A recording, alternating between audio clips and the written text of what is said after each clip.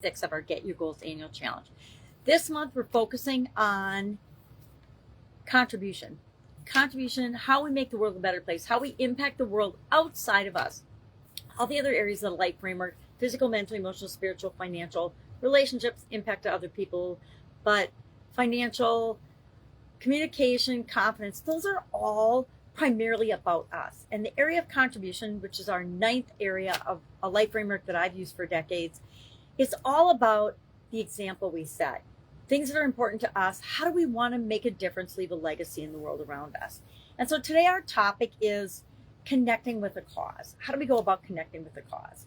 First and foremost, we want to remember and take into consideration, and if you've ever done any volunteer work or teaching or coaching or volunteering or donating in the past, you know that when you are connected to a cause, when you are donating or volunteering for something that you're passionate about, something that you really care about, you actually get as much, if not more, out of that activity than what you put into it.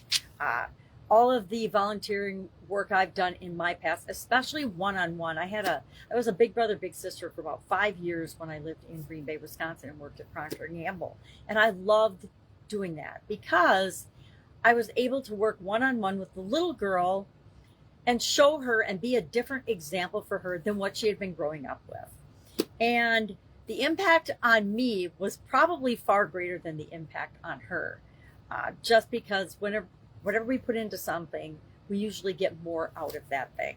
And that involves volunteering and donating and contributing and making the world a better place, right? So the first thing we want to do when we think about this and connecting to a cause, and our action item today, of course, is going to be to connect to a cause that we're interested in, and then share in the comments below just what that cause is. Maybe it's feeding the hungry. Maybe it's volunteering at a shelter. Maybe it's getting gifts together for the holidays. A lot of people adopt families and make sure that they have a great Christmas, either with food and gifts, etc. But we want to look inward first and say, okay, what's important to me? What causes do I feel strongly about that I want to make a difference for, that I want to have an impact on, that I want to positively impact? How do I want to show up? So we do that by assessing our values and our beliefs. What's important to us? What are the most important things to us? If family and children or animals are most important to us, those are areas and causes we want to look to make a positive impact on. We want to understand what issues matter most to us, because that's where it's going to feel best for us to donate and give value, right? Give charity, give value, give money, give resources, give time, give energy, whatever it is we decide to do.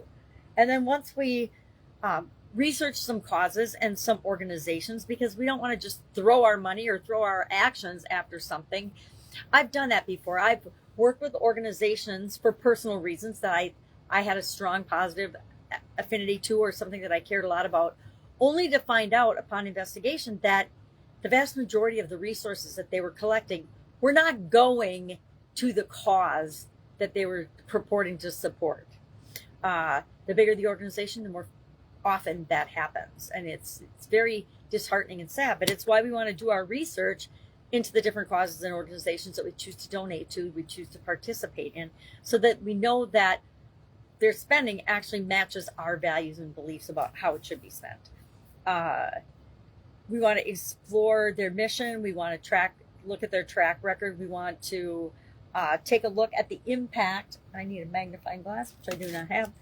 The impact to make sure that it aligns with our own personal goals and values. Like I said, I volunteered for one of the biggest charities and the biggest medical organizations on the planet, only to find out that the vast majority of the resources that were supposed to go to curing a particular ailment absolutely positively didn't, because it wasn't in that organization's best interest for there to be a cure, which was very disheartening and sad to me. I'm this month for the challenge, or not for the challenge, but for the challenge through the SOAP framework, which we're just finishing up, that we just finished up yesterday. I was looking at doing more hands-on personal volunteering in different areas. That's the area that I want to improve my giving or my contribution in. And I like it because it is hands-on. It has the most profound impact on me personally. It's different for each and every one of us. Some people just want to write a check each month or give, tithe 10% to their church, and that's good enough for them. But we're each different. Donations are support from afar. You don't have to be hands-on. And then, sometimes it doesn't work. If you want to help with disaster relief, very few people can actually travel to that area and physically help. But a lot of people can give a little bit of money to help that situation. We want to network with causes and communities that are important to us, because part of making a more profound difference is when we join forces together and we join with like-minded people to make a bigger difference. We want to create our action plan. We want to implement that plan. We want to make sure that we stay informed and updated on what's going on with the different situation or the cause that we're a part of.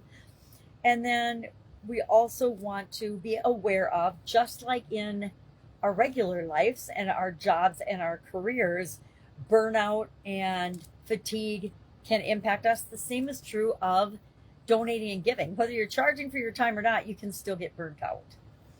So our action item again, share one cause that you are going to investigate, look into, see if it's for you or not today. That's it. That's our action item for today. Any questions, hit me up. You can direct message me here. Otherwise, you can get me at jammergrandma@gmail.com is my Voxer handle. And since I'm traveling, that's probably the best way to reach me. Otherwise, just ask here and I will answer your questions. Have a great day. If I can help you in any way, I'm here for you. Otherwise, I'll be with you tomorrow.